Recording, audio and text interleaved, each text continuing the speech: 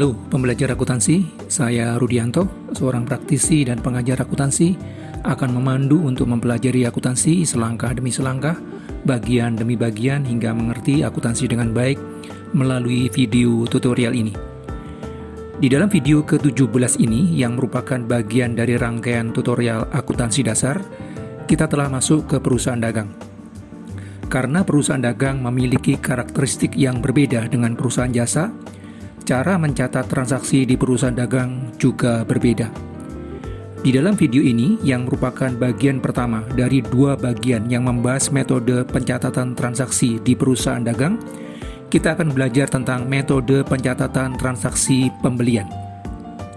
Supaya dapat memahami akuntansi perusahaan dagang dengan baik, menyimak dengan sungguh video ini hingga selesai sangat penting. Perusahaan dagang adalah perusahaan yang membeli barang dari produsen barang tertentu, baik secara langsung maupun tidak langsung, dan menjualnya kepada konsumen yang membutuhkan barang tersebut. Dengan demikian, posisi perusahaan dagang berada di antara produsen yang menghasilkan suatu barang dan konsumen yang membutuhkan barang tersebut. Dengan posisi di antara produsen dan konsumen yang membutuhkan barang tertentu, terdapat 4 kegiatan yang sering dilakukan oleh perusahaan dagang, yaitu penjualan, pembelian, pengeluaran kas, dan penerimaan kas.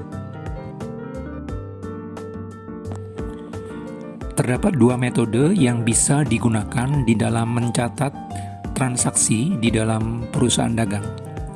Metode yang pertama adalah metode periodik, yaitu suatu metode yang digunakan untuk mencatat persediaan barang dagangan, di mana persediaan dicatat dan dihitung hanya pada awal dan akhir periode akuntansi saja, untuk menentukan beban pokok penjualannya. Berbagai transaksi yang terjadi di dalam suatu periode tidak dicatat secara terperinci. Metode yang kedua adalah metode perpetual, yaitu metode yang digunakan untuk mencatat persediaan barang dagangan, di mana persediaan barang dagangan dicatat dan dihitung secara terperinci, baik pada waktu dibeli maupun dijual, sehingga selalu diketahui nilai dari barang dagangan tersebut. Penggunaan metode pencatatan transaksi di dalam perusahaan dagang dengan metode periodik dan metode perpetual berpengaruh kepada 2 transaksi utama di dalam perusahaan dagang. Yang pertama adalah transaksi pembelian barang dagangan. Ketika perusahaan menggunakan metode periodik, maka akun yang digunakan adalah pembelian yang dicatat di sisi debit, dan akun kas atau hutang usaha dicatat di sisi kredit. Ketika perusahaan menggunakan metode perpetual, akun persediaan dicatat di sisi debit, dan akun kas atau hutang usaha dicatat di sisi kredit. Dengan demikian, perbedaan yang utama di dalam transaksi pembelian adalah penggunaan akun. Transaksi kedua yang berpengaruh adalah penjualan barang dagangan.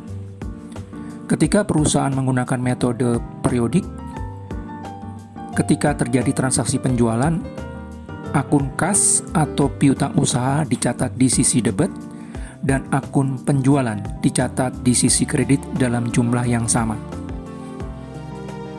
Ketika pencatatan menggunakan metode perpetual, maka akun kas dicatat di sisi debit atau akun piutang usaha, dan akun penjualan dicatat di sisi kredit dalam jumlah yang sama.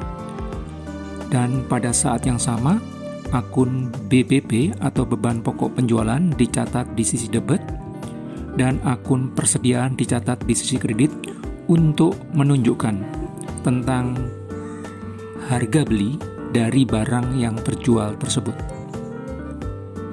Dengan demikian, ketika pencatatan menggunakan metode perpetual, akan langsung diketahui laba kotor dari transaksi yang bersangkutan.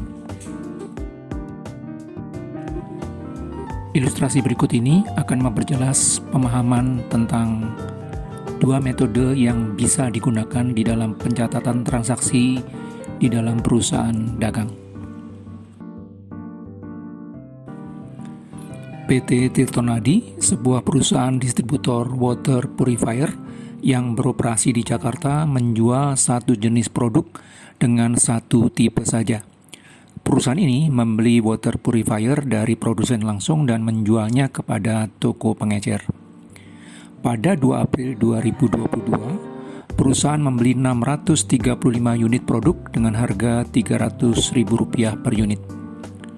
Produsen akan memberikan potongan tunai sebesar 5% dari nilai pembelian jika dibayar dalam waktu kurang dari 15 hari setelah tanggal pembelian. Jika transaksi pembelian produk ini dicatat dengan menggunakan metode periodik, maka akun pembelian didebet sebesar Rp190.500.000 dan akun hutang usaha dikredit dengan angka yang sama. Jika transaksi pembelian produk ini dicatat dengan menggunakan metode perpetual, maka akun persediaan didebet dengan jumlah sebesar Rp190.500.000 dan akun hutang usaha dikredit dengan jumlah yang sama.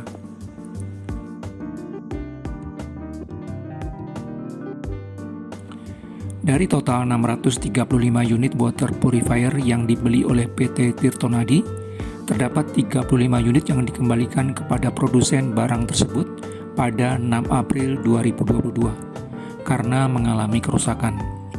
Retur pembelian ini menyebabkan berkurangnya jumlah volume water purifier yang dibeli menjadi 600 unit. Transaksi retur pembelian ini jika dicatat menggunakan metode periodik, maka akun hutang usaha didebet sebesar Rp10.500.000 dan akun retur pembelian dikredit sebesar jumlah yang sama. Jika transaksi retur pembelian ini dicatat dengan menggunakan metode perpetual, maka akun hutang usaha didebet sebesar Rp10.500.000 dan akun persediaan dikredit sebesar jumlah yang sama.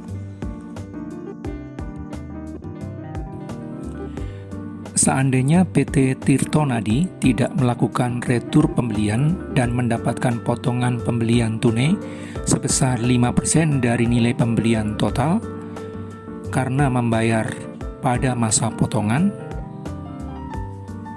jika transaksi pembayaran hutang usaha yang disertai dengan pemberian potongan ini dicatat dengan metode periodik, maka akun hutang usaha didebet sebesar Rp190.500.000, akun potongan pembelian dikredit sebesar Rp9.525.000, dan akun kas dikredit sebesar Rp180.975.000. Jika transaksi ini dicatat dengan menggunakan metode perpetual, maka akun hutang usaha didebet sebesar Rp190.500.000, akun persediaan dikredit sebesar Rp9.525.000, dan akun kas dikredit sebesar Rp180.975.000.